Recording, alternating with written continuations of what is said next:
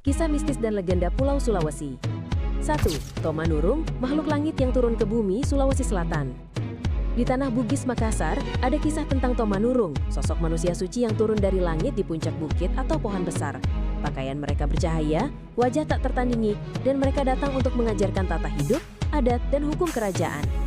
Raja-raja Bugis, termasuk Luwu dan Bone, diyakini merupakan keturunan Tomanurung.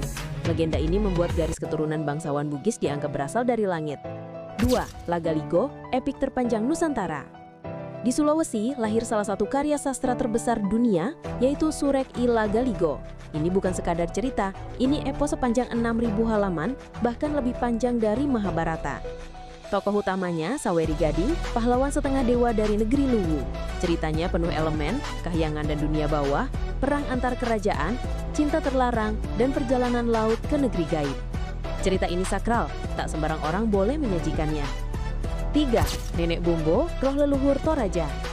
Di tanah Toraja ada kisah Nenek Bombo, roh leluhur yang dipercaya kembali ke rumah seminggu sebelum upacara kematian.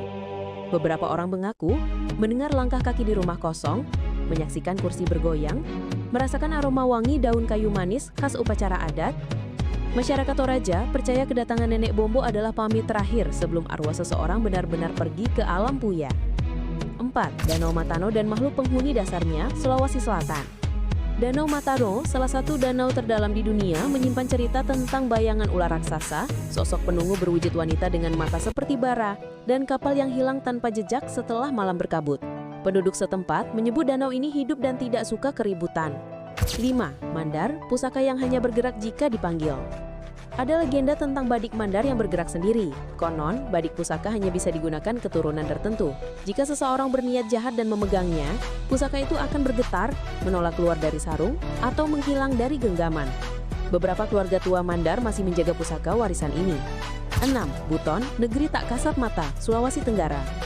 Ada cerita tentang kerajaan gaib Buton, wilayah tak terlihat yang diyakini berdiri berdampingan dengan kota Bau-Bau. Orang yang beruntung pernah mengaku masuk secara tidak sengaja, kota terang benderang, pasar ramai dan penuh warna, tapi tak ada satupun bayangan dari warganya. Mereka baru sadar itu dunia lain ketika bangunan perlahan memudar dan kembali menjadi hutan. 7. Bolaang Mongondoro, Ratu Adat penguasa hutan. Di Sulawesi Utara, ada kisah Ratu Bangkai, sosok roh wanita yang menjaga kawasan hutan tertentu. Jika seseorang memotong pohon tanpa izin, dipercaya akan tertimpa kesialan berhari-hari, sakit tiba-tiba, atau tersesat berjam-jam meski jalannya lurus. Penduduk lokal selalu melakukan ritual kecil sebelum masuk hutan. 8. Hantu Popa, penunggu sungai di Makassar. Hantu Popa digambarkan sebagai wanita tinggi, rambut menjuntai